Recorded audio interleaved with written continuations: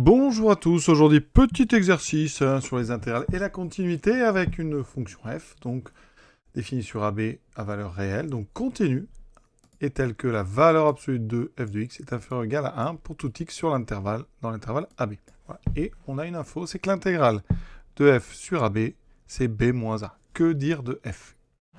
Alors, comment aborder le problème? Tout d'abord, une information qui est quand même importante, c'est la valeur absolue. En fait, f de x est entre moins 1 et 1. D'accord? Ensuite, une deuxième chose intéressante, c'est qu'on nous parle de l'intégrale de AB de f de x qui vaudrait b moins a. Il faut savoir que une intégrale simple qui vaut b moins a, c'est l'intégrale ici de la constante 1. L'intégrale de 1 sur AB, eh bien ça fait b moins a. Ça, c'est intéressant. Ça veut dire que si on fait un petit schéma sur l'intervalle AB, on a donc ici notre horizontale. Alors ça correspond donc à la courbe de la fonction donc égale 1, donc ça c'est la droite d'équation y égale 1. Notre fonction f a une courbe qui est sous cette droite, d'accord? Donc la courbe de f est quelque part en dessous. Hein, et son intégrale, par contre, est la même que celle de la constante égale 1. Vous devez en fait tracer quelque chose qui est dessous, je ne sais pas exactement où c'est, hein, mais dont l'intégrale est la même chose. Donc là, évidemment, il y a un problème. Donc ce qu'on va démontrer, c'est tout simplement que f de x est toujours égal à 1. Donc pour ça, eh bien, on va introduire une fonction. Pour se ramener en fait à quelque chose, à un problème en 0, on se ramène en faisant f de x moins 1. Et on va regarder ce que ça donne. Et on va montrer que forcément g de x est égal à 0.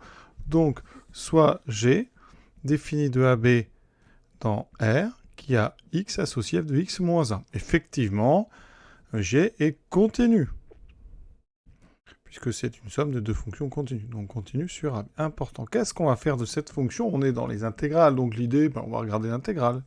L'intégrale de a à b de g de x dx, c'est donc l'intégrale de a à b de f de x moins 1. Par linéarité, on sépare en deux intégrales et ça donne ceci.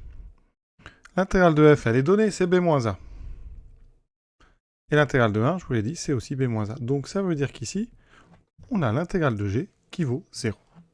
Une deuxième chose intéressante, c'est que f de x est inférieur à 1.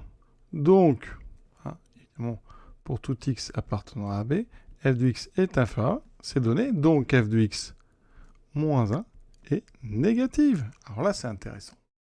Parce qu'on a ici, donc g de x est toujours négatif ou nul. On a donc ici une fonction g qui est continue sur AB,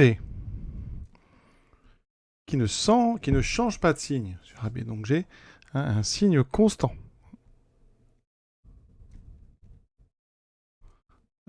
Et son intégrale sur AB vaut 0. Eh bien, dans ce cas-là, il y a un théorème, une propriété peut-être, qui dit eh bien, que dans ce cas-là, forcément, eh bien, quel que soit x appartenant à B, eh bien, g de x est égal à 0. Et ça, ce qui est important, c'est deux choses. Évidemment, la continuité et le signe constant. Il faut vraiment les deux en plus de votre intégrale nulle. Souvent, on va un peu vite. Dès qu'on a une intégrale nulle, on passe à une fonction nulle. Attention, il faut d'abord la continuité. Ici, vraiment, il faut un signe constant. Et c'est les trois choses vraiment qui vont donner résultat. G de x toujours égal à 0. Donc, ça veut dire qu'ici, en conclusion, eh bien, comme g de x c'est f de x moins 1, donc pour tout x appartenant à AB, f de x est égal à 1. Donc f, c'est tout simplement la fonction constante qui a x associe 1 sur l'intervalle, bien sûr, AB. Et on a terminé ce petit exercice qui remet encore en image, qui remet vraiment sur le devant de la scène cette propriété qui est intéressante, qui est simple. Continuité signe constant, intégrale nulle, la fonction est toujours nulle. Voilà. À très bientôt pour d'autres petits exercices.